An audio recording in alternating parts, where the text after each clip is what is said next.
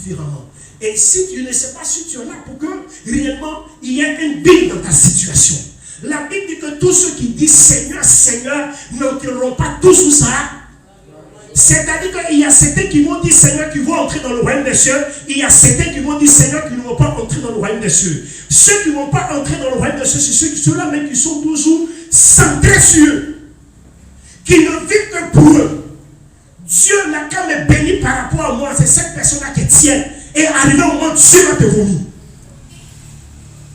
Quand il vient à l'église, il ne vient pas pour l'église. Il vient à l'église, il est assis derrière, quand il finit, il glisse pour partir. Il y a certains qui ont le ministère des chefs de l'église. Leur rôle, c'est de venir s'asseoir tous les dimanches et quand ils finissent, ils rentrent chez eux à la maison.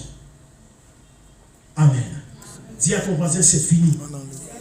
Tu n'as pas dit avec lui, c'est fini.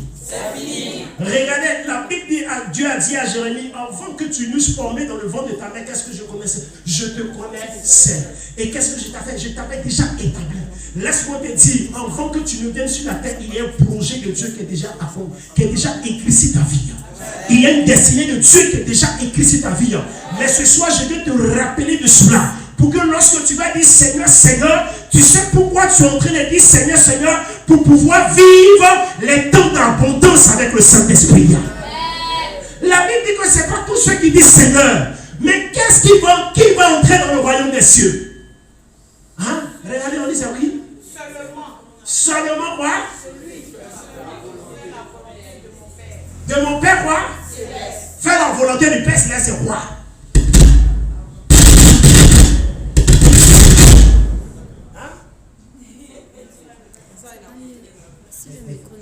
Faire la volonté de Dieu là, c'est quoi? Répondez-moi. Faire la volonté de Dieu, c'est quoi? Quelqu'un peut me répondre? Chercher le royaume de Dieu, c'est trop fort. Nous, on ne parle pas français comme ça. Oui, maman a dit. Quand quelqu'un vient au monde, il ne vient pas au hasard au monde. Il ne vient pas aussi comme ça pour commencer un programme. C'est ça. Le programme de sa vie est déjà établi avant qu'il ne vienne. C'est ça. Donc lorsqu'il vient au monde, il est important qu'il entre en communion avec le Seigneur pour connaître ce à quoi Dieu l'appelle. Ce à quoi Dieu l'appelle. Et quand il accomplit, alors il va dans le royaume. Il rentre dans le royaume des cieux. Voilà, faire la volonté de Dieu pour vous, c'est quoi? Quelqu'un qui me dit faire la volonté de Dieu. Oui, ma fille. Faire la volonté de Dieu, c'est obéir aux lois de Dieu. C'est obéir aux lois de Dieu. Loi là, c'est fort. Hein? Quelqu'un peut me rappeler, faire la volonté de Dieu, c'est quoi? Hein? Vous parlez, les gars. Hein? Oui?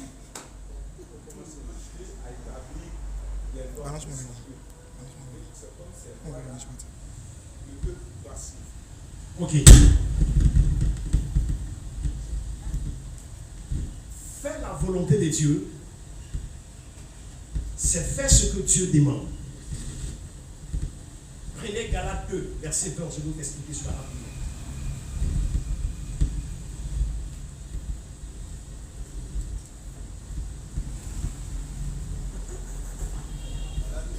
Galates 2, verset 20.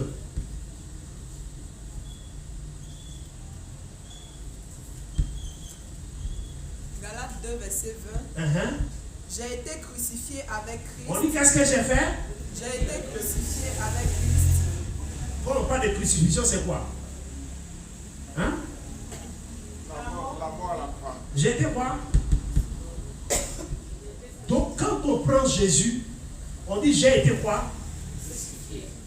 Crucifié. C'est-à-dire je suis quoi? Répondez les gars. Mort à la croix. Je suis quoi? Mort à la croix. Donc qui est mort? Faut dire ton nom? Non, faut dire ton nom là, tout ton vieux nom là. Ton nom. Ton nom, voilà, ton nom. Voilà, faut dire ton nom de. Si c'est tout ton nom, pour moi c'est Canon, il faut faire un titre. Pour toi c'est quoi? Hein? On dit si je vis, ce n'est plus moi qui fais quoi? Qui vit, c'est ça non? J'ai été quoi? Crucifié avec Christ. Donc en bon français c'est quoi? Parlez avec qui les gars? Je suis quoi? Je suis comment? Quand on dit tu es mort, est-ce que tu existes encore? Est-ce que tu as une volonté encore? Est-ce que tu as des désirs encore? Non. Mais qu'est-ce que... Maintenant, on revient, on continue. Et si je vis, On dit si quoi? si je vis, C'est-à-dire que quelque part, on me remontre que je suis encore vivant. ce n'est plus moi qui vis, On dit c'est plus qui? ce n'est plus moi qui vis. Toi qui? Faut mettre le nom à ta place. On dit c'est plus moi? Mais qui vit? C'est Christ qui vit en moi. Bon, je vais vous poser la question. Est-ce que, dans ce passage, quand on montre, est-ce que tes sentiments existent encore? Est-ce que ton rêve existe encore? Non. Est-ce que tes projets existent encore? Mort. Donc là, si tu comprends cela, qu'est-ce que tu es en train de faire? Tu es en train de faire quoi? Qu'est-ce que tu es en train de faire? Si tu sais que tu n'existes plus, tu es en train de faire quoi? Accomplir la volonté de Dieu. Voici comment est-ce qu'on accomplit la volonté de Dieu en sachant que je n'existe plus, c'est Christ qui vit en moi. Regardez le moi qui a été placé. Ce moi-là, ça veut dire mon ego. Ça veut dire mes désirs. Cette semaine, quand le Seigneur ouvert mon esprit, si ça, j'ai commencé à prier en fonction de ça. Quand le Seigneur a attiré mon attention, puis j'ai commencé à chercher moi. J'ai vu que le moi, ce sont mes égos. Ce sont mes envies. C'est ce que je veux. C'est ce que je désire. Il a dit, si je vis, ce n'est plus moi. C'est-à-dire, quelque part, j'existe. C'est-à-dire, quelque part, mes envies, mes ambitions sont là. Je dois me rappeler que je n'existe plus. Mais qui vit en moi? Christ. Et c'est ça qui va m'amener à pouvoir travailler pour Dieu sans relâche. Ce n'est pas mes efforts. Mais c'est Christ en moi qui m'amène à travailler. Et c'est ça qui va m'aider à ne plus être tiède et à pouvoir avoir une communion accélérée avec Dieu. Et ce soir, Dieu vient te dire que tu n'existes plus maintenant. Dieu vient te dire que tu n'existes plus. On continue ce passage, c'est tellement intéressant. Ouais, continue. Si je vis maintenant dans la chair, On dit si je vis maintenant où ça? dans la chair, Tu vis comment? Je te pose la question. Est-ce que, viens te poser, peut-être prendre de façon telle à tête. Tu vis dans l'esprit, tu vis dans les airs? non, Tu vis dans le ciel? non, Tu vis où ça? sur la Et sur la terre, qu'est-ce qu'il y a? Il y a les quoi? Il y a les réalités de la vie. Et dans les réalités, quelqu'un peut m'expliquer un peu les réalités? Quelqu'un peut me donner un exemple des réalités de la vie? Qu'est-ce qu'on rencontre en réalité? la galère, La galère, le problème de toute la chrétienne, la galère. La galère, puis quoi encore? la maladie, Quoi ça? maladie, Le travail, la maladie, et les épreuves. Quoi ça? La réussite. Oui. Manger. Voilà, la nourriture, tout ça là. Ça fait partie des épreuves. On dit si je vis maintenant dans la chair. Donc, c'est-à-dire quelque part, c'est vrai que Christ vit en moi, mais on me rappelle, encore ce passage me rappelle, pour dire que même si ma chair me montre mes réalités, voici comment est-ce que je dois dire à ma chair que je suis devenu. Allons-y. je vis dans la foi au Fils de Dieu, On dit je vis comment? dans la foi Au Fils de quoi? au Fils de Dieu, qui m'a aimé et qui s'est livré lui-même pour moi. Je vais te poser la question. Tu vis comment? Est-ce que tu vis en dehors de la foi ou bien tu vis par la foi? Le passage dit quoi? Si je vis dans la foi, Je vis où ça? dans la foi, C'est-à-dire si je vis dans mes réalités, je vis comment? hors de la foi.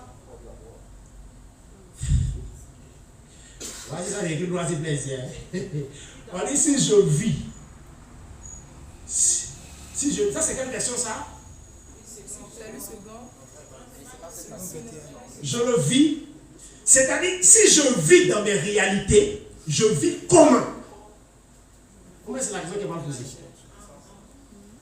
Je prends une question simple. Je vis dans la galère, je vis en parenthèse dans le péché, je vis dans une vie désordonnée, je vis dans les problèmes. Comment est-ce que je dois démontrer que je ne vis pas dans ça? En me montrant que voici, ce n'est pas mes réalités. C'est vrai que actuellement je suis dans une position galérique. Voilà.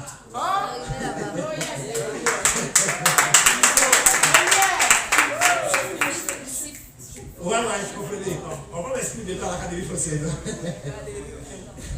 Si je vis dans une position de maladie, si je vis dans une condition très atroce, où il y a une pression sur ma vie, c'est vrai que la vie là, c'est sur moi, mais voici ce qu'on doit me dire. Je vis comment? Dans la foi.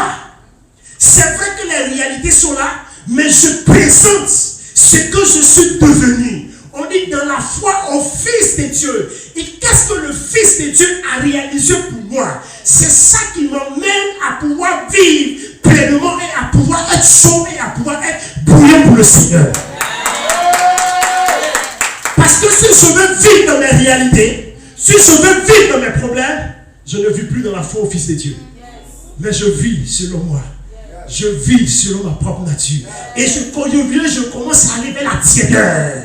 Parce que les choses de Dieu ne vont plus rien me dire. La présence de Dieu ne va plus rien me dire. Quand on va dire, allons faisons ceci. Quand on va dire, donne ton argent pour le Seigneur. Tu vas dire, je ne suis pas prêt. Pourquoi? Parce que tu ne vis pas ta vie, tes réalités dans la foi au Fils de Dieu. Aujourd'hui, Dieu veut que tu changes ta manière de voir. Et commence à vivre ta vie dans la foi au Fils de Dieu. Vis tes réalités en fonction de ce que Dieu a déjà accompli par Jésus qui est mort et qui est ressuscité. Ce que Dieu n'aime pas, c'est ta tiédeur.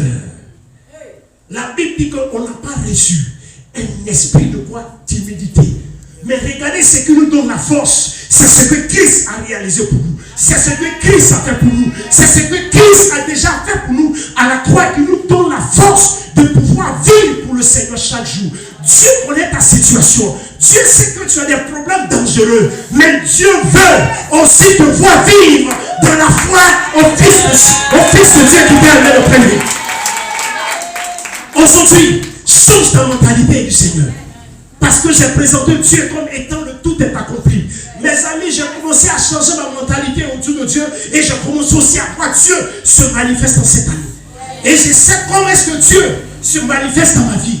Mes amis, l'inquiétude ne gère pas un problème de Dieu. Les soucis ne gèrent pas un problème de Dieu. C'est pas chaque fois lorsque tu vas te mettre, Seigneur, que ma situation change. Seigneur, Seigneur, la Bible dit que si tu es comme ceci, tu ne vas pas bénéficier des grâces de Dieu. Mais si tu commences à faire la volonté de Dieu, à commencer à vivre ta foi dans le Seigneur, tu vas commencer à manifester la puissance de Dieu autour de toi. Tout ce qui était ton problème, tout ce qui était ton muraille va commencer à s'écrouler. Parce que là, tu vas au-delà de tes réalités, mais tu rentres dans ce qu'on appelle la vérité. La Bible dit, on n'a pas reçu un esprit de crainte pour nous remettre encore sous l'esclavage. Aujourd'hui, Dieu veut que tu changes ton engagement. Changer ton engagement, ce n'est pas d'abord de voir Dieu soulever le ciel. Ce n'est pas d'abord de voir Dieu soulever les chaises. Tu dis, mon fils, oh, j'ai une puissance dans ta vie. Oh, tu reçois. On a fait ça, tu n'as jamais parti quelque part. Tu es resté toujours à la même place. On t'y a roulé dans le sable jusqu'à là, ça n'a pas changé. Aujourd'hui, reprends la croix. Reprends le vrai chemin. Reprends en faisant la volonté de Dieu. En t'inscrivant pleinement pour dire que je n'existe plus. Jésus a tellement posé les bases dans Matthieu 5, Matthieu 6 et Matthieu 7. Il a tellement posé les bases. Tellement posé les bases. À partir de là, si vous lisez ce premier discours de Jésus, vous allez voir qu'il y a eu des bases de la vie chrétienne qui doivent motiver notre engagement. Et le Matthieu 6, 33 dit, cherchez premièrement quoi? On vous a dit de chercher votre mariage? On vous a dit de chercher l'argent? Dites-moi, on vous a dit de courir derrière l'argent? On vous a dit de courir derrière vos problèmes? Mais on dit de chercher quoi? Tu n'as pas dit avec lui de chercher quoi? Mais pourquoi tu cherches l'argent? Pourquoi tu dis que le pasteur n'est pas mal? Pourquoi tu dis que l'homme de Dieu là, il n'a pas de bonne vision? Pourquoi est-ce que tu dis que l'homme de Dieu là, c'est un faux? C'est quoi qui te fait dire ça? C'est parce que quelque part tu ne cherches pas le royaume des cieux, mais tu te cherches toi-même. Et aujourd'hui, Dieu veut plus que tu te cherches. Dieu veut que tu commences à chercher le royaume des cieux. Je vais terminer par ce passage dans Matthieu 5, verset 5 par 6 ou 7.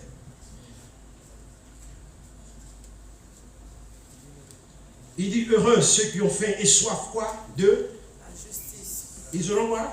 Assasié. Quand les gens lisent même pas les paroles, soyez délivrés. Il faut dire Amen. Oh, tu n'as pas dit Amen avec vie. On dit heureux quoi? Ceux qui ont fait soif de la justice. Faut parler avec vie. Heureux quoi? Ceux qui ont fait soif de la justice Quand ils seront quoi? seront rassasiés. Je vais te poser la question. Toi, tu as faim et puis soif de quoi? Seigneur. Hein? Répondez-moi. Tu as faim et puis tu as soif de quoi?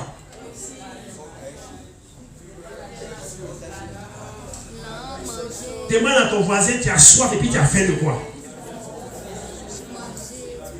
Non, il faut lui bien répondre à quelqu'un. Tu as soif et puis tu as faim de quoi? Hein? Voici la question que Dieu te pose ce soir. Tu as qu'est-ce qui alimente ta soif et ta faim? Est-ce la justice de Dieu? Est-ce le royaume de Dieu? Est-ce toi-même? Est-ce tes besoins? Est-ce ta famille? Est-ce tes finances? J'ai dit ce soir que tes projets sont morts. Si tu vis, ce n'est plus toi. C'est Christ qui vit en toi. Donc tes projets sont morts, tes ambitions sont mortes. Et maintenant, qu'est-ce qui existe pour toi maintenant? C'est Christ. C'est-à-dire ce qui doit être devant, c'est Christ. Tu n'existes plus. Donc qu'est-ce que tu dois faire? T'engager dangereusement pour le Seigneur. Tu n'as pas dit Amen avec vie. Tu n'as pas dit Amen avec vie. Si elle disait tout à l'heure qu'elle allait voyager, tu allais voir les choses, elle dit, il est saisi au nom de Jésus. Si elle disait tout à l'heure, oh, lui qui, elle disait, les gens aiment ça. Le malheur ne va pas s'approcher de toi.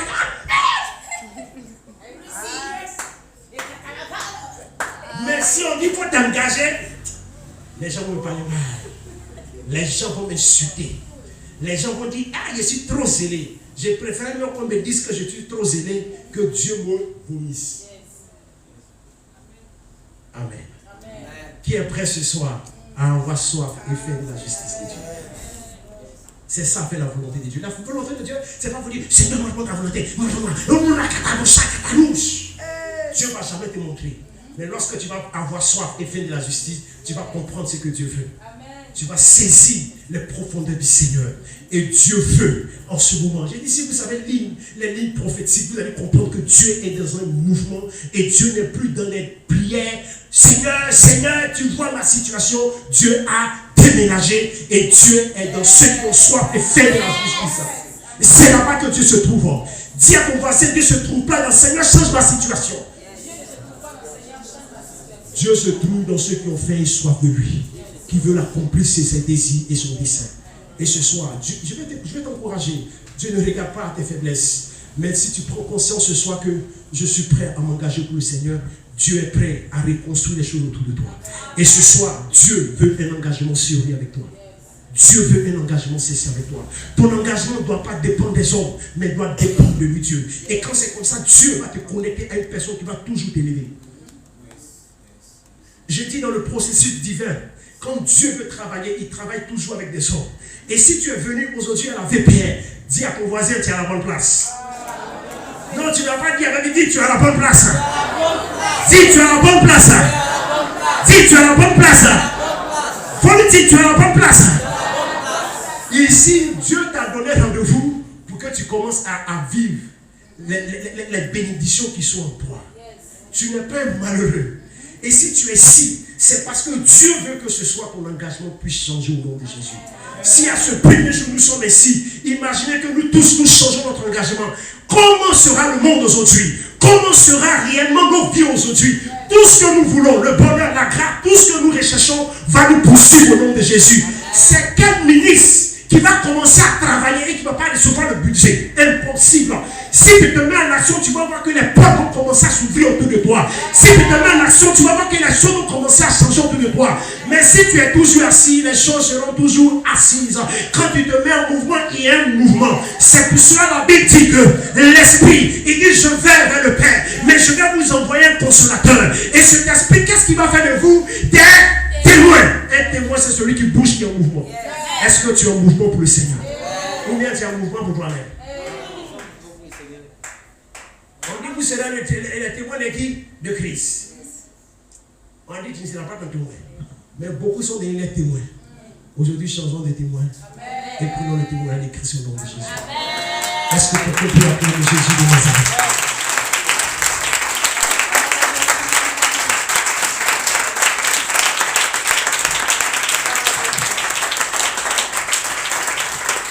On va se payer debout, qui n'est pas debout.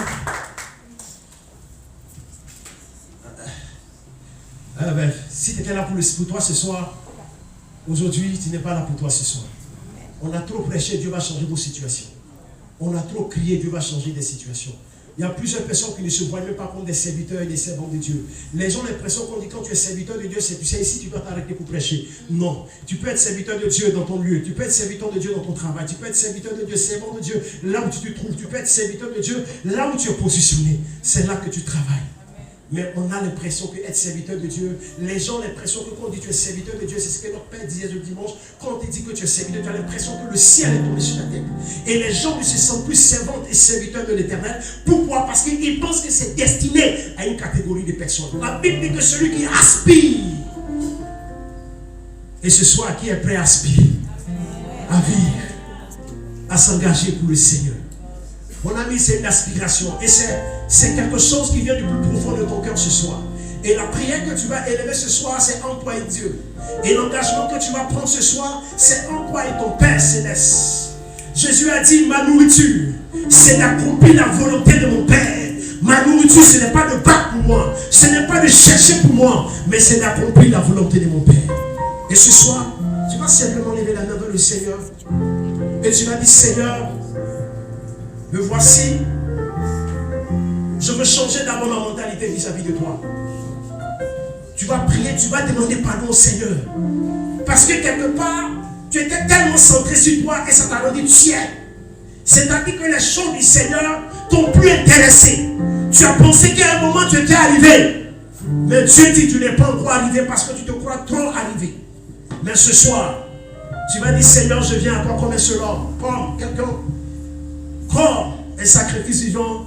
Et ce soir, je te demande pardon pour la mentalité que j'ai eue de toi, pour ma manière d'agir, pour ma manière de faire, pensant que cela était réservé à une catégorie de personnes, alors que moi aussi, tu m'as destiné à quelque chose. Commence à prier le Seigneur de tout ton cœur ce soir. Et ce soir, si tu es sincère dans ta prière, le Seigneur est prêt à monter à un niveau avec toi. Si tu es sincère dans ce que tu réalises, tu es prêt à monter à un niveau supérieur avec toi. Parce que le niveau là où tu t'y trouves, Dieu ne s'y trouve pas là-bas. Maradaba seke te brosharabra. Les brosuke te brosharabra. Les brosudarabra les broches. Katabayana la brosse de l'ego. Radabasha de l'ego. Commence à parler. Prie. Prie le Seigneur ce soir. Prie le Seigneur ce soir. Parle à Dieu. Merci Saint-Esprit. Merci Saint-Esprit. Merci Saint-Esprit, parce que ce soir, ma mentalité de toi change. La mentalité de chaque personne de toi change ce soir. Révélons sous la roche, qui t'a la sous les la base des roches, révélons sous l'état bayana la rache, qui t'a la sous ketebro, maradeleho sous la diriala, la dalala oskite, rocha dalabra. Reda la basique de l'ébranche. Commence à parler. Rebochada la brada la rousse la cata. La brassa de l'ébranche. Nous allons chanter ce chant qui sera une prière pour nous ce soir. Et tu vas le chanter de tout ton cœur. On va dire, Seigneur, apprends-moi à compter sur toi. C'est parce qu'on n'a pas appris à compter sur le Seigneur. Et notre Père vous a dit que si tu n'apprends pas, c'est que lorsque tu apprends quelque chose, que cela reste dans ta tête. Et tu vas déclarer, Seigneur, ce soir, apprends-moi à compter sur toi, à ne plus regarder à mes faiblesses, à ne plus regarder à ce que je suis, à ne plus regarder à mes limites, mais à te faire confiance et aller au-delà de tes limites. David est celui qui a commis plus de gaffes. David est celui qui a tué des personnes. Mais Dieu l'a répété. David a vécu la grâce de Dieu. Paul a dit, la grâce de Dieu dans ma vie n'a pas été vaine. Ce soir, la grâce de Dieu dans notre vie ne doit plus être vaine. David est celui qui avait tué. David est celui qui avait tué Goliath. Mais David est celui qui avait tué Uri. Et celui qui avait couché avec l'enfant d'Uri. Et Dieu, rien ne l'a pardonné. ce soir, on est dit, Seigneur, je vais compter sur toi. Apprends-moi, Seigneur, à compter sur toi. Apprends-moi, Seigneur, à compter sur toi. Apprends-moi, Seigneur, ce soir,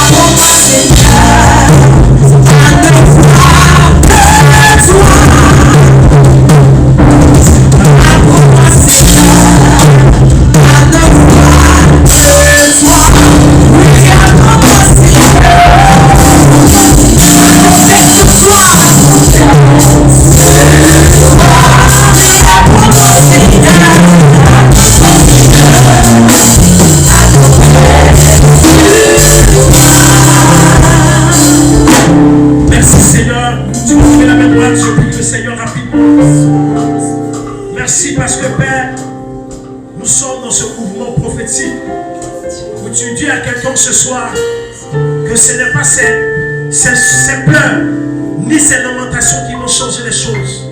Jérémie a dit, lorsque je pense à ces choses, ce qui vient au devant de moi, c'est la tristesse, le chagrin, c'est l'amertume. Mais ce que je veux repasser à mon cœur, c'est que tes bontés ne sont pas épuisées et que chacun repasse à son cœur la grâce et la puissance de ton nom, et que je dois changer mon engagement vis-à-vis de toi. Ce soir, l'engagement de quelqu'un change, et il y a un renouvellement ce soir de pensée, un changement de mentalité. Ce soir, c'est une rencontre divine avec le Père, de la même manière que Paul a croisé Jésus sur la route de Damas. Aujourd'hui, Dieu te croise sur cette route et dit, laisse tomber tout. Je dis, laisse tomber tes bagages, laisse tomber ton intellect, laisse tomber ton raisonnement, laisse tomber ce qu'on t'a fait et suis-moi. Et pas avec moi, parce que je suis prêt à réaliser des grandes choses avec toi. Mais ce qui bloque, c'est ton droit, c'est ta manière de voir les choses. Mais laisse-moi prendre ta vision et te faire transporter comme j'ai transporté Ézéchiel dans les hauteurs. Merci, parce que ce soir, ce temps est libre et chacun vit un temps de rafraîchissement avec toi au nom de Jésus. Est-ce que quelqu'un peut acclamer le Saint-Esprit de Dieu ce soir? Quelqu'un peut pousser les coups de joie. Quelqu'un peut pousser les coups de joie ce soir. Si nous allons recevoir, nous allons recevoir le protège de l'Éternel. Est-ce qu'on peut acclamer le Seigneur. Est-ce que tu peux pousser les cris de joie? Est-ce que tu peux pousser les cris de joie?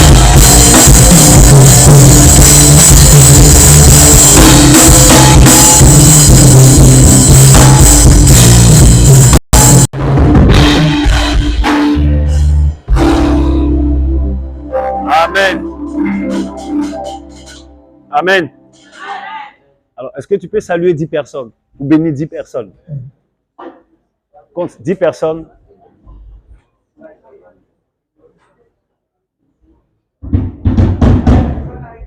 Salut 10 personnes. Bénis 10 personnes. Bénis 10 personnes. Voilà. Il ne faut pas dépasser 10, hein.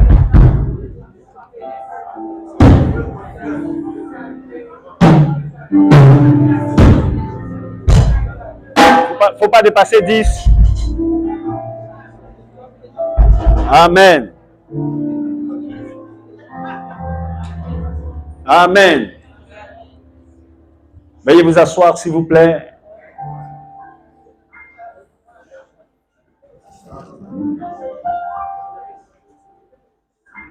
Est-ce qu'on peut allumer la lumière? Allumez la lumière, s'il vous plaît.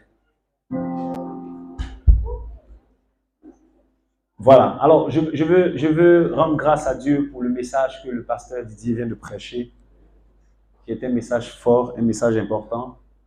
Et la chose la plus importante dans notre vie, si vous avez compris ce qui nous lie à Dieu, vous aurez tout gagné. Ce n'est pas tout ce que vous voyez qui nous lie à Dieu, mais c'est quelque chose de vraiment puissant qui nous lie à Dieu. Amen. Et aujourd'hui, nous débutons Koinonia et demain, nous allons continuer dans la même dimension dans laquelle nous avons commencé. Mais avant de nous séparer, je voulais vous dire quelque chose d'important. Dis à ton voisin, quelque chose d'important. Non, il ne faut pas parler, on dirait, on a l'école coranique là. Dis-lui vraiment quelque chose d'important. Alors, on acclame le Seigneur pour le pasteur Yannick qui est arrivé.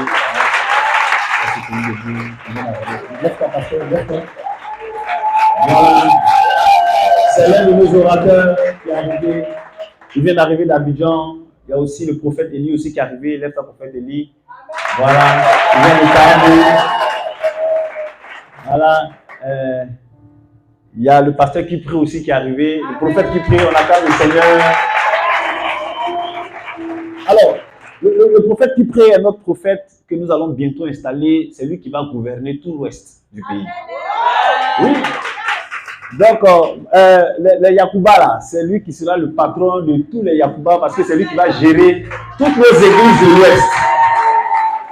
Voilà. Donc, bientôt, les Yacouba auront un pasteur BT. Voilà, c'est ça qui est bon. Là, on va toujours vous gouverner. Voilà. Il y a aussi le prophète Félix qui est là. Lève-toi, prophète Félix. Voilà. Voilà, il est venu avec son fils, comment il s'appelle, petit Togolais là? Joseph, lève-toi Joseph, voilà. Alors l'histoire de Joseph est très extraordinaire. Nous sommes partis dans une campagne d'évangélisation. Lui, il a quitté au Togo, venu en Côte d'Ivoire, il veut Koutoukou. Et on l'a transformé en Koutoukouyeur de Jésus. Voilà, c'est ça qui est important. Voilà, comment les gens vont à l'aventure? Elle dit qu'il est parti, ils sont partis à l'aventure pour Koutoukou. Mais il ne sait pas que derrière cette aventure Koutoukoutala, là, il y avait Jésus qui allait le récupérer pour qu'il soit un transformateur de Jésus. Et aujourd'hui, il est en train vraiment d'apprendre à servir le Seigneur. Des choses puissantes vont nous arriver. Amen. Koinonia. Demain, je vais vous expliquer en profondeur ce que c'est que Koinonia. Mais je peux vous dire en toute sincérité, si vous n'avez pas ça, vous allez rater l'enlèvement. Si vous n'avez pas ça, Koinonia, soyez de bons chrétiens. Sapez-vous tous les dimanches. Faites des offrandes. Prêchez dans les rues. Mais si ça manque, vous allez rester sur la terre. Donc, Koinonia est la chose la plus importante même dans la vie d'un chrétien. Si tu as manqué ça, et c'est pour ça que nous commençons la première édition cette année, nous aurons comme ça 4 cette année. Ça sera un moment fort. Aujourd'hui, c'est ouverture. Prochainement, on vient à un onat, puis on est assis à terre. Et puis, on va communier avec le Saint-Esprit. Amen. Donc, je veux vraiment vous demander demain de faire l'effort de venir. Amen. Et aujourd'hui, c'est quoi? C'est jeudi, c'est ça, hein? C'est ça, c'est jeudi? Voilà, aujourd'hui, c'est jeudi. Nous avons commencé et demain, nous irons en profondeur. Alors, tout à l'heure, je vais rencontrer le groupe musical, le service d'hôtes et le service de communication. Mais avant toute chose, je veux que vous preniez la parole de Dieu dans le livre de 2 Corinthiens 13, verset 13. Je vais vous expliquer, dit quelque chose de formidable. Rapidement, 2 Corinthiens 13, verset 13. Alors, affichez sur les écrans. Voilà. Maintenant, on pourra lire ici, nous tous ensemble. Vous qui ne venez pas lire la Bible, là, vous allez lire en bruit. Oui, ce matin, je suis allé chez un vendeur et pour acheter des lumières. Vous voyez les lumières. Bon, c'est pas ce qu'il y a ici. Hein. Je suis allé acheter des lumières, des robots, des choses de lumière à hauteur de 500 000. Alors, il y a une jeune fille qui est à côté qui dit 500 000, ça veut dire que pour elle, c'est gâté au maquis. Et puis elle pose la question, tout ça là, c'est pourquoi? Elle demande le renseignement de la boîte de nuit où on est en train de bâtir tout ça. Je lui ai dit, c'est pas pour boîte de nuit. On vous prêche l'évangile, vous ne voulez pas venir, non? On va vous obliger à venir à l'église. Tout ce qu'il faut faire, toutes les décorations qu'il faut faire pour vous obliger à venir, vous allez venir. Maintenant, si vous ne venez pas, on se promène à un machette. Puis on t'attrape au marché. Hé, mets-toi à genoux. Reçois Jésus aujourd'hui. Vous savez, il n'y a plus le temps. Les gens... Hé, Seigneur. Les pauvres. Eux, ils n'ont rien. Et puis, ils ne veulent pas Jésus. Je ne sais pas pourquoi. Tu n'as même pas à manger. On te propose quelque chose qui va transformer ta vie. J'ai eu un pauvre qui m'a dit, moi, je veux seulement que tu me donnes 2000. Votre affaire de Jésus, là, ça ne m'intéresse pas. Ah! J'ai dit, d'accord, patiente, je vais te donner tes 2000. Parce qu'il insultait avant de donner 2000. J'ai dit, toi, tu n'as rien. La Bible dit, l'Esprit du Seigneur est sur moi. Quand il m'a oué, pour qui d'abord? Pour donner la bonne nouvelle aux pauvres. Toi, tu n'as rien. Tu cherches 2000 pour manger. Et je te propose plus que 2000. Tu dis non, vos histoires de Jésus là, ça ne m'intéresse pas. Il dit d'accord, mais 2000 aussi m'ont dit que ton histoire de pauvreté là ne les intéresse pas. Donc je ne te donne pas. Il dit ouais, non, on savait que depuis on était jeune, parce qu'on a grandi ensemble, depuis on était jeune, on savait que toi, tu étais méchant. J'ai dit oui, Hosanna. Mettez sur ma page le méchant. Je reçois ce titre là à partir d'aujourd'hui. Si vous voulez m'appeler, appelez le prophète méchant. Mais le pauvre n'a pas besoin d'argent, il a besoin de Jésus. Oui, il y a des gars qui sont venus ici, ils sont quittés au Kenya, ils sont quittés où là? Et ils sont venus à l'église. Ils veulent qu'on leur donner l'argent. Oui, c'est Sierra Leone, non? Et ils disent qu'ils ont fait la guerre au Sierra Leone, ils sont venus à l'église. En Libye, on a qu'à leur donner de l'argent. J'ai dit d'accord, comme vous êtes venus dans la maison de Dieu, on va vous donner Jésus. Lui, il dit non, lui, il ne veut pas Jésus, il veut l'argent. Et j'ai remarqué que dans les quartiers pauvres, ceux qui n'ont rien, c'est eux qui aiment raisonner. Toi, tu n'as rien, et puis tu dis non, moi j'ai ma dignité. Et tu n'as pas de dignité. Si tu avais une dignité, tu allais recevoir Jésus. Non seulement sur la terre ici, tu n'es rien. Tu vas mourir rien.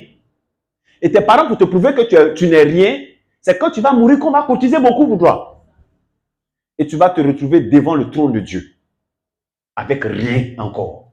Donc toi, tu as été pauvre 2 fois. C'est pour ça que j'ai décidé d'obliger les gens à se donner à Jésus. Vous ne répondez pas Amen. Oui. Il est possible même que vous me voyez dans vos rêves pour vous menacer, pour appartenir à Jésus. Parce que là, on est vraiment fâchés. Regardez le passage. On lit ensemble. Lisez rapidement. Que la grâce du Seigneur...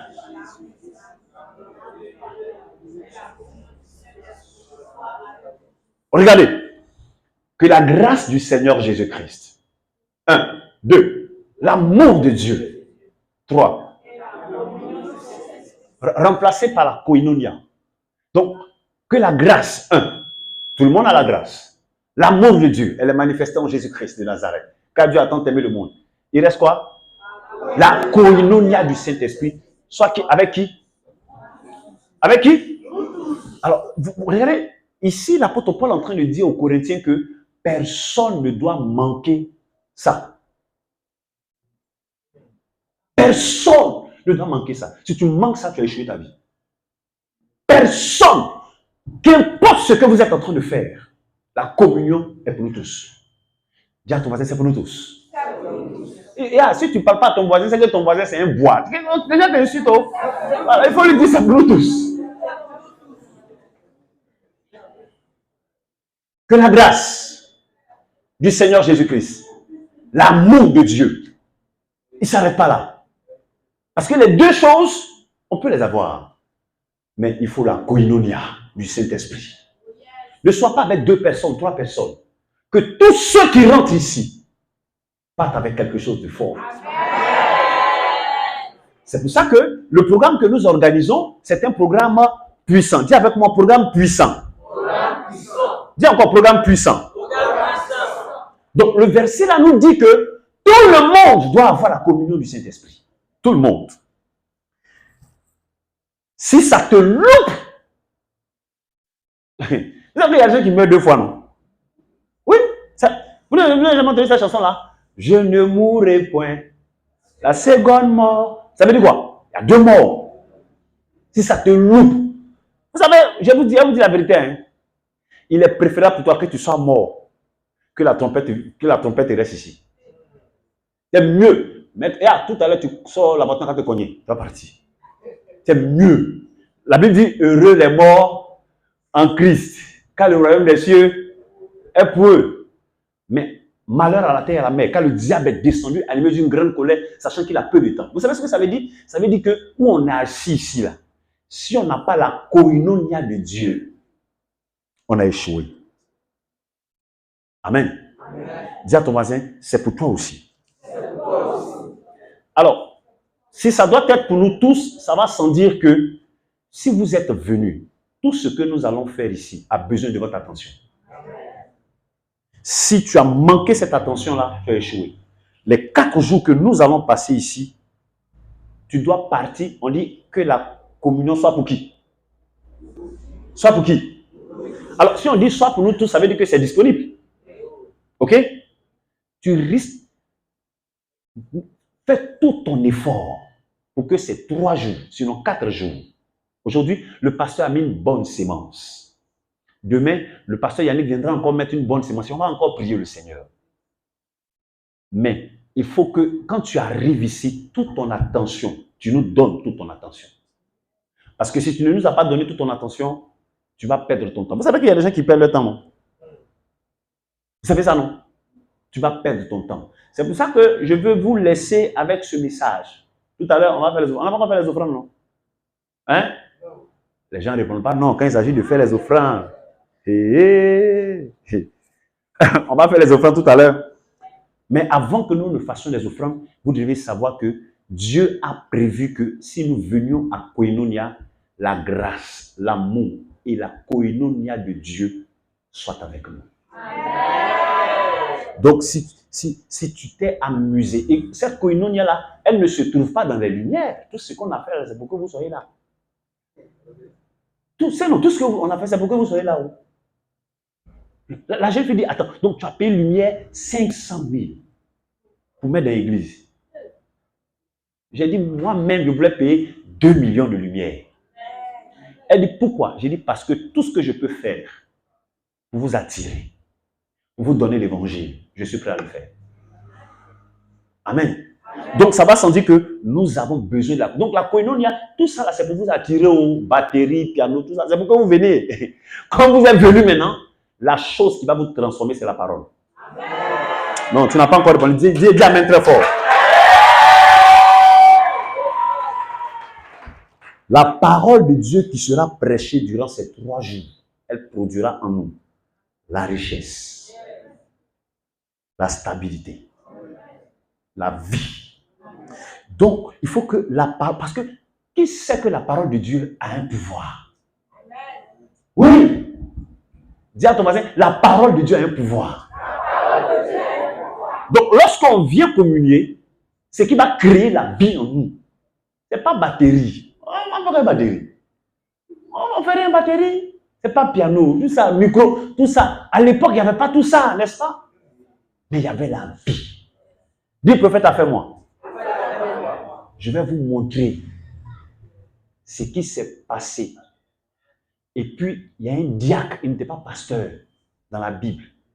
Il s'appelait comment? Philippe. Hey, il allait prêcher à un gars comme ça. Quand il a fini de prêcher au gars, boum, il a disparu. Vous avez vu ça? C'est dans la Bible. On dit, le gars, il a disparu. C'est-à-dire Dieu l'a téléporté pour l'amener dans un autre endroit où il devait encore prêcher. Donc, il est possible que Dieu me fasse disparaître, me fasse apparaître aux États-Unis. Oui, c'est possible. Oui, c'est dans la Bible. C'est dans la Bible. On dit, quand l'eunuque a levé sa tête, le gars a disparu. Et on dit, on l'a retrouvé en train de prêcher à quelque part d'autre. Pourquoi? Il était tellement en mode, il a reçu la parole, la koinonia de Dieu. Quand c'est tombé, il s'est arrêté et puis il a dit, yo les gars, on est ensemble ici, hein? Mais je viens. Qu'il est parti quoi? En chemin. Il a prêché à l'eunuque. Il a baptisé le gars. Au moment où le gars va sortir de l'eau, boum, il a disparu. Et vous savez ce qui m'a marqué, est que quand le gars a disparu, le gars même qu'ils ont baptisé n'a pas été étonné. Parce qu'il venait de rentrer en contact avec quelque chose qui est plus puissant. Non, ton amen est faible. Hein? Quand il a dit on a disparu par les États-Unis, il y en a qui ont commencé à faire les bagages. Je me dis, bon, arrivé là-bas, on disparaît, puis on arrive, et puis moi, je fuis. Quand on va faire pour toi là, ça va t'envoyer au village là-bas. Voilà. Vous savez, mon bassiste m'a dit qu'il est dans une localité où il n'y a pas d'église évangélique. Depuis ce matin, je suis triste à cause de ça. Je suis triste. Encore une fois ici. Il dit il y a une seule église là-bas, c'est l'église de Tchotchouva qui est là-bas. Après ça, ce sont des idoles. Ça m'a fait mal. Quand il me regarde dans le miroir, quand j'ai honte de moi-même. Parce qu'on est dans notre pays. C'est-à-dire que dans nous, notre pays ici, il y a un endroit où il n'y a pas d'église évangélique. Mais prophète, il y a les envois là-bas bientôt. Ça veut dire qu'il y a un endroit où les gens n'ont pas encore vu notre capacité de disparaître et puis réapparaître. Je lui demande, qu'est-ce qui est fort là-bas? On dit ce sont les fétiches. Je dis, oh, les fétiches, on les moyens.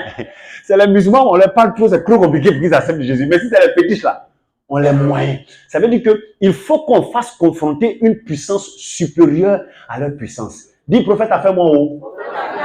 Non, tu n'as pas encore dit, dis encore, prophète, a fait moi haut. Donc vous savez que pourquoi on ouvre une église, on appelle la localité comment? Kasséry. Pourquoi on ouvre une église puissante à Kasséry? On n'a pas besoin de se fatiguer. On a simplement besoin de prendre l'arche de l'alliance de l'Éternel pour faire rentrer dans la même maison que Dagon, et Dagon va se coucher. Quand les gens vont lutter, ils vont avoir Coco. Et puis on va les guérir. C'est tout. On dit avec moi, c'est possible. C'est possible. Dis encore, c'est possible. C'est possible. Quand j'ai dit au Seigneur, Koinonia, pourquoi tu veux qu'on fasse Koinonia? Il dit, les chrétiens ont trop une vie simple. Simple. Église, maison, travail. Simple. Chaise blanche, maison, travail. C'est tout. Simple. Et lui m'a dit quelque chose qui m'a fait mal. Dis, prophète, a fait moi où? Il dit, il faut fouiller dans la vie des chrétiens. Les mêmes problèmes que les païens, on a eu ça aussi. C'est vrai ou c'est faux? Dis à ton voisin, tu as ça aussi. Tu as ça aussi. Pas de jeu dangereux ici.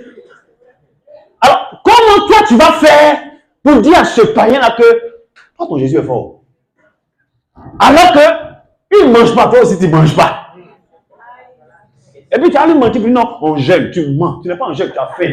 Voilà, c'est ça, on t'a attrapé aujourd'hui là. Et Dieu m'a dit, c'est pas normal. Il y a quelque chose. Quand les disciples ont reçu le Saint-Esprit, ils n'étaient plus pareils comme tout le monde. Plus pareils comme tout le monde. Tout a changé. Les choses ont changé. Même Pierre avait faim. En rêve, il a mangé. Il est sorti de les rassasier. Non. Oh. Dis-moi, notre Dieu est puissant. Mais tout ça, ça peut se créer rien qu'avec la parole. Est-ce que vous croyez que la parole peut guérir? Amen. Dis amen 3 fois si tu crois que la parole peut guérir. On dit, la parole a le pouvoir de Dieu. Elle est comme une quoi? Épée à double tranchant. Affiche Hébreux 4, verset 12. Vous allez voir ce que la parole va faire. Ce que ça va nous faire ici à Koinonia. Rapidement. Hébreux 4, 12. La parole.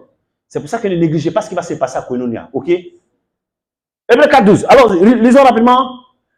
Service de com. Les gens sont nouveaux. Lisez rapidement. En effet, la parole de Dieu, elle est comment? Elle est comment? Tu n'as pas encore compris. Elle est comment? Vivante. Mais regarde comment toi tu dis la parole de Dieu, elle est comme vivante. Elle est comment? Vivante et efficace.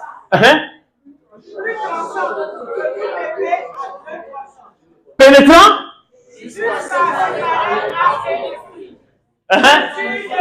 Oui. C'est grâce à ça que tout est transformé. Oh. Dis Amen 3 fois. Jérémie 23, verset 29, rapidement. Vous allez voir. La parole, elle est puissante. Elle est puissante. Je vais vous donner un gros réma tout à l'heure.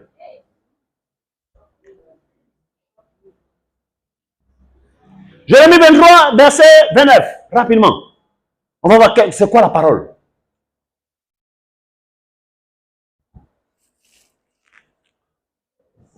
Service de quoi, mot? Oui. Dieu dit quoi? Ma parole? Ma parole n'est-elle pas comme un feu? Regardez comment tu dis, n'est-elle pas comme un feu? Non. Ma parole, comment? N'est-elle pas comme un feu? Donc, quand la parole de Dieu va rentrer dans ton cœur, qu'est-ce qui rentre en toi? Le feu. Non, tu n'as pas encore répondu. Qu'est-ce qui rentre en toi? Le feu. Et pour ceux qui n'étaient pas là, je les ai affairés que si vous lancez le feu sur les sorciers, ça ne va rien les faire. Parce que quand tu vas lancer, ils vont dribbler. La meilleure manière d'abattre un sorcier, c'est de devenir toi-même le feu. Parce que Satan qui est leur maître, on dit qu'il va mourir, on va le jeter où? Donc Satan peut créer sirène des eaux, mais il ne peut jamais créer sirène des feux. Parce que c'est la seule chose qu'il ne maîtrise pas. Il peut tout apprendre, mais vous avez déjà dit, esprit de sirène de feu, sort. Non! Même le feu. Vous savez que, on dit que l'eau éteint le feu. Il dit, ça dépend de l'eau là. Ça dépend même du feu même. Et ton feu, en fait, c'est un petit lot, des naissances avec ça. Non, ça c'est pas le feu. C'est là maintenant. Merci. Et c'est ce genre de feu-là que nous allons avoir à Koinonia. Donc, il dit, ma parole. C'est pour ça que quand tu vas venir à Koinonia, il faut bien écouter la parole. C'est 4 jours de feu. Quand on quitte ici comme ça, hey, je vous ai dit, on peut disparaître, et puis je me retrouve ici. Ça n'a rien à prouver. Ce n'est pas une histoire des histoires des prophètes. Ils vont dire, wow, j'ai disparu. Et puis tout le monde a répondu, disparu. Ça, c'est ceux qui ont envie de s'amuser. Il y a des gens qui veulent changer les choses dans leur vie. Boum! On va se tuer. Il dit quoi? Ensuite, elle est comme quoi? Déclare l'Éternel. Oui. Comme un marteau qui pulvérise. Donc la parole fait quoi?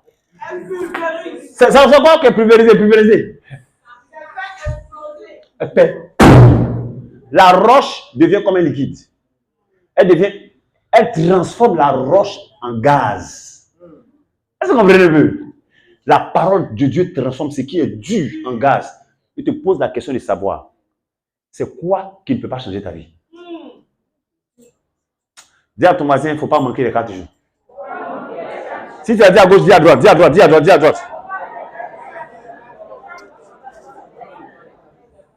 Aujourd'hui, on a appris que si je vis, c'est Christ qui vient. Donc, c'est une nouvelle dimension. Dis, prophète, ta femme est affairée. Rien n'est plus puissant que la parole.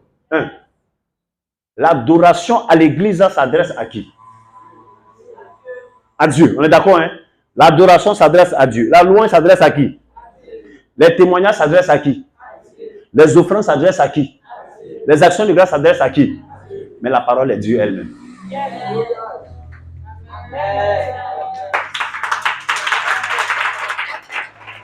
Tout est adressé à Dieu, mais la parole, elle est Dieu même. Donc quand on vient à l'église, c'est bon, adoration. Mais quand le moment de la parole arrive, on a rendez-vous avec Dieu. Dis à ton voisin, on aura rendez-vous avec Dieu. Je suis en train de vous préparer pour demain où? Hein? Regardez, actuellement là, ce que c'est là. Il y en a qui ont sommeil. Il y a un démon quelque part là-bas qui te dit, dors. Pourquoi? Parce que Satan combat toujours Dieu. La parole, elle ne s'adresse pas à Dieu. Elle est Dieu elle-même. C'est pour ça que Jean 1 dit que la parole a la capacité de transformer quelqu'un en enfant de Dieu. Et j'aime le verset 13 de Jean 1. On dit, la parole ne tient pas compte du sang. La parole ne tient pas compte de la volonté de l'homme. La parole ne tient pas compte de tes parents. La parole surpasse tout ça et puis elle te transforme en enfant de Dieu. Dis à ton voisin, on a rendez-vous à Koinonia. Dis, il ne faut pas manquer Koinonia. La deuxième chose que vous allez faire, même si on finit Koinonia, vous pouvez partir sur notre page en direct. Vous pouvez suivre encore. Appelez vos amis, vos frères, vos soeurs pour suivre Koinonia. Parce que ici, on va déposer des paroles puissantes. Regardez. Touche la peau de ton voisin, touche la peau de ton voisin. Touche. Touche ses oreilles, touche ses oreilles. Ils vont pincer les camarades. Alors, attrape la main de ton voisin. Il faut attraper sa main où il est assis là. Et puis il faut lui dire que cette main-là a été créée par la parole de Dieu. Est-ce que vous voyez ce que la parole est capable de faire? La Bible dit que, dit prophète annonce. L'homme, la femme, le monde, tout ce qui nous entoure a été créé par la parole de Dieu. La parole est forte, hein? C'est l'une des raisons pour lesquelles tout le monde, écoutez-moi bien, ne dites pas ça à vos voisins, tout le monde a été créé par la parole de Dieu. Je reprends. Tout le monde, et c'est là le rime est fort, hein. Tout le monde a été créé par la parole de Dieu.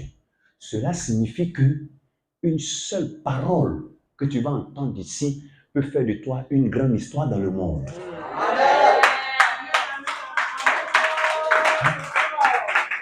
Parce qu'une seule parole dans ton cœur, si le monde a été créé par la parole de Dieu, une seule parole dans ton cœur peut te faire créer un monde.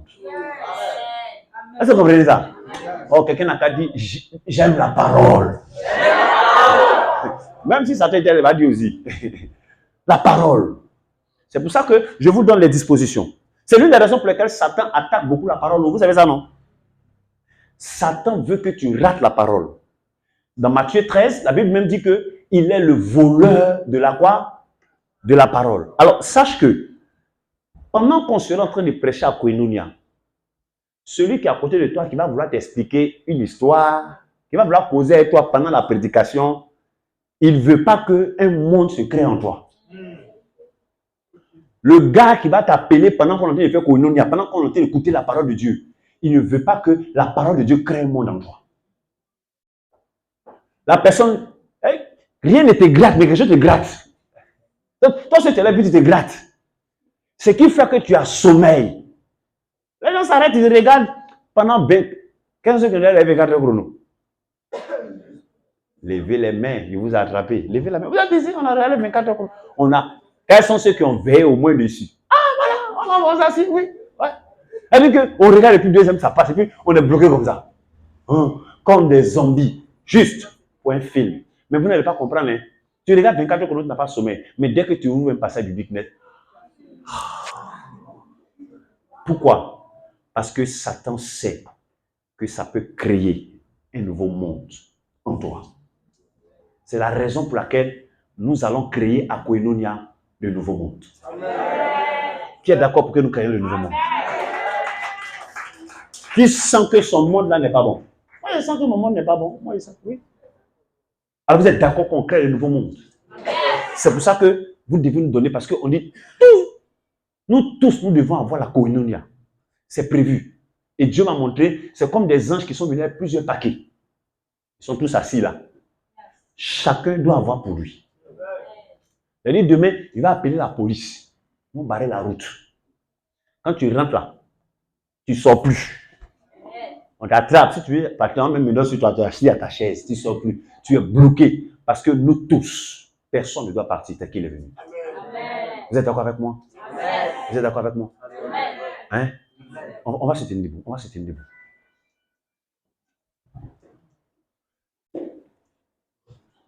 Moi, je crois en la parole de Dieu. Je crois qu'elle peut créer des choses puissantes. Alors, chacun va prendre son offrande. Prenez votre offrande. Pour ceux qui vont faire des offrandes, prenez votre offrande. Alors, chez nous ici, on ne donne pas à Dieu. On prend dans la main de Dieu. Parce que l'offrande, qu'est-ce que toi tu peux donner à Dieu? Toutes les fois que tu viens donner à Dieu, il faut savoir que tu viens prendre dans sa main. Parce que ce que tu offres est un moyen pour toi de devenir riche. Et je crois que j'ai enseigné à Comparo, on va revenir là-dessus le dimanche soir. Tu ne peux jamais devenir riche si tu ne donnes pas à celui qui peut te donner de l'argent d'abord. Donner l'argent à quelqu'un qui ne peut pas te donner l'argent, on appelle ça la générosité. La générosité rend pauvre. Mais donner l'argent à celui qui peut te donner, avant de donner d'abord l'argent à celui qui ne peut pas te donner. C'est pour ça que vous voyez, on dit non, il y a le gala de la première dame. Je vois des artistes qui sont lui donner 30 millions à la première dame. Un artiste, lui, il n'arrive même pas à manger, il cotise 30 millions pour donner à la première dame. Tu te poses la question, mais lui là, pourquoi il donne 30 millions à la première dame? Simplement parce qu'il est conscient qu'elle peut lui donner plus que celui qui est là-bas. Oui, c'est ça. On dit non, pourquoi tu as donné terrain aux gens alors que tu faut donner aux pauvres? Jésus même a dit, les pauvres n'ont jamais fini. Oh. Ils sont beaucoup ici, ils sont plus nombreux que nous les riches. C'est ça, c'est écrit, c'est dans la Bible. Hein? On dit, un seul riche domine sur plusieurs pauvres. C'est pour ça que pour être riche, il faut commencer d'abord par respecter les lois de la richesse. L'une des premières lois de la richesse, il faut donner d'abord à celui qui peut te donner. C'est pour ça que les gens qui sont dans les sectes, là, vous allez voir qu'ils sont dans les sectes, ils donnent beaucoup d'argent aux gens, dans leur réseau, ils donnent beaucoup d'argent parce qu'ils savent que en donnant, ça déclenche quelque chose. Ça, c'est une loi spirituelle. Ne vous y trompez pas. On ne se moque pas de Dieu. C'est qu'un homme aura sémé, il le moissonnera. Si pendant qu'on dit de faire les offrandes, toi tu es venu, tu as dansé, tu as sémé quoi? La danse. Tu vas avoir beaucoup de danseurs. Oui, on dit c'est le moment de faire les offrandes, là tu viens danser. Danse, tu auras beaucoup de danseurs. Si pendant qu'on fait les offrandes, toi tu as prié, on va prier pour toi. Ne pas avoir peur. Ce que tu sèmes, c'est ce que tu vas récolter. On dit, ne vous y trompez pas, on ne se moque pas. Ce qu'un homme aura sémé, il fera quoi? Répondez, il fera quoi? Il le moissonnera. Je vous ai dit que quand vous prenez le mot moisson, il y a deux mots dedans. Il y a le moi et puis il y a le son. Même moissonner, il y a le moi et puis il y a quoi? Sonner. Donc, chaque mois doit te donner un son. Ça dépend de ce que tu mets ici, en terre. Si tu ne sèmes rien, il faut savoir que qu'il pleuve, qu'il neige, le mois va te sonner quelque chose. Rien. Qui sème la tempête, qui sème le vent, va moissonner quoi? La tempête. Ça veut dire que si tu n'as rien sémé, tu vas recevoir beaucoup de problèmes. C'est important. Ne vous y trompez pas. C'est pour ça que les pauvres ne finissent jamais à l'église. Ils seront là, Jésus même a dit, ils seront là, ils seront plus nombreux. Mais je crois que nous allons créer une catégorie de personnes puissantes et fortes. Amen. Dis avec moi, je reçois au nom de Jésus. Alors, on ne va pas chanter. Moi, je n'aime pas qu'on chante quand on fait les offrandes. On va venir donner. Parce que souvent, les gens ils dansent, ils sèment la danse et puis ils reçoivent. Donc, venez donner. On brise tous les protocoles. Venez donner. Demain, les groupes musicaux, vous allez chanter. Voilà. Venez donner. Venez faire vos offrandes. Et puis, on va prier. On va prier, on va rentrer et on va se retrouver demain.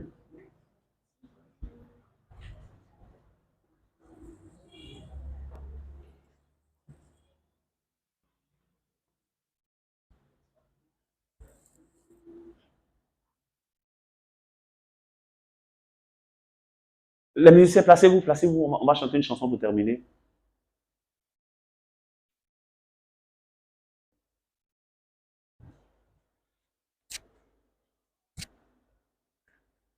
Le thème de Koinonia, c'est comment augmenter sa valeur. Demain, on va venir dessus. Oh. Comment augmenter sa valeur.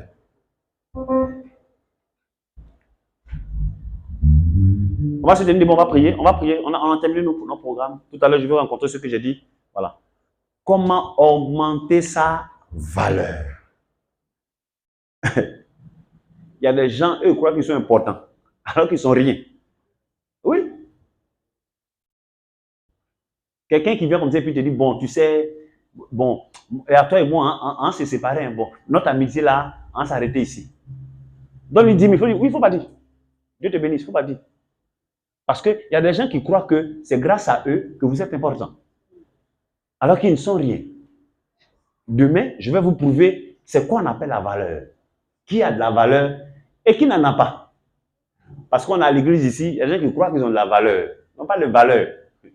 Non, vous avez bien entendu dans l'église, non, papa aime lui là plus que moi. Vous avez déjà entendu ça, non? Hein? Papa aime lui là plus que moi. Moi, mais il sent que papa ne t'aime pas. Ce n'est pas une question de papa aime plus que quelqu'un. Tu as moins de valeur que la personne.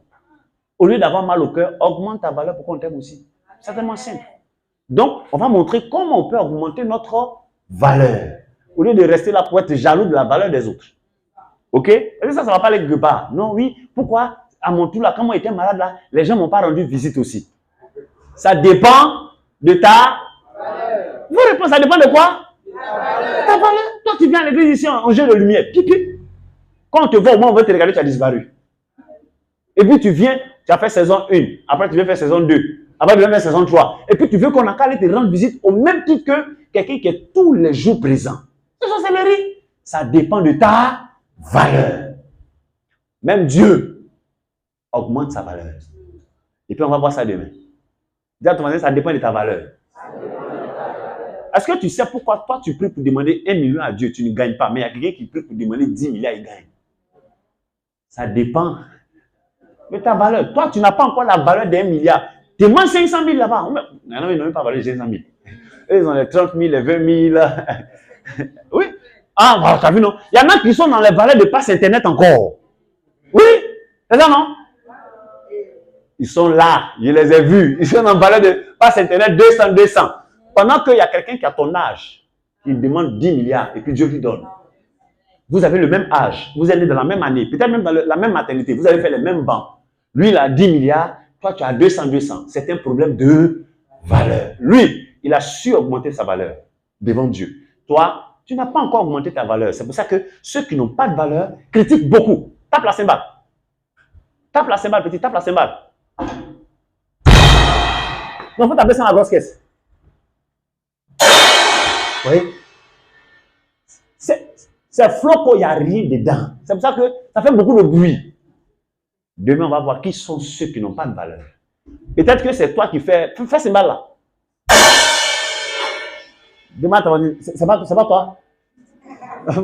Demande à ta voisine, c'est pas toi qui fais bruit comme ça. Oui. Tape la grosse caisse. Est-ce que vous savez que la grosse caisse là, si on n'a pas mis le micro dedans, on ne peut pas l'entendre. On est d'accord, non? On a besoin de mettre le micro parce qu'elle ne fait pas beaucoup de boucan, elle ne fait pas beaucoup de bruit. C'est comme le vent de 10 000 et puis le vent des jetons. Quand quelqu'un a beaucoup de billets dans sa poche, ça ne fait pas de bruit. Mais quand tu as beaucoup de jetons, ça fait... C'est une question de valeur. Demain, tape encore la cymbale, elle va se voir ici, il y a une qui va se voir ici. À ce moment, il a entendu ça, c'est le nom de quelqu'un. Dis à ton voisin, tu es sûr que ce n'est pas toi? Lève la main droite, dis Seigneur, Seigneur. Ce soir, j'ai compris une chose. Je dois m'engager dangereusement pour ton œuvre. Père, mon Père, je rentre à la maison. Donne-moi à être connecté à Koinonia. Car je sais qu'il y a quelque chose que tu veux créer dans ma vie. Sois élevé dans les cieux et sur la terre. Père, mon Père, pour rien au monde, je ne vais rater l'enlèvement. Pour rien au monde, je ne vais rater le retour de Jésus. Alors, Père, mon Père, comme la Bible dit, de préparer ma robe. Ce moment de prière est pour moi un lavage où je prépare ma robe. Père, mon Père, donne-moi de venir dans ta maison avec tous mes défauts pour laver ma robe. Car je ne suis pas un présélectionné, mais je suis un élu. Au nom de Jésus, Amen. Salut ton voisin, on se retrouve demain. Que la grâce et la paix du Seigneur soient avec vous. Jouez quelque chose?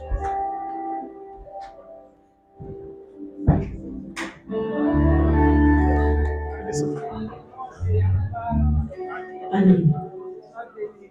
Demain, on se retrouve à partir de 18h30 minutes. 18h30 minutes. Le programme n'est pas à 19h. Le programme commence à 18h30 minutes. Moi, j'ai choisi Jésus.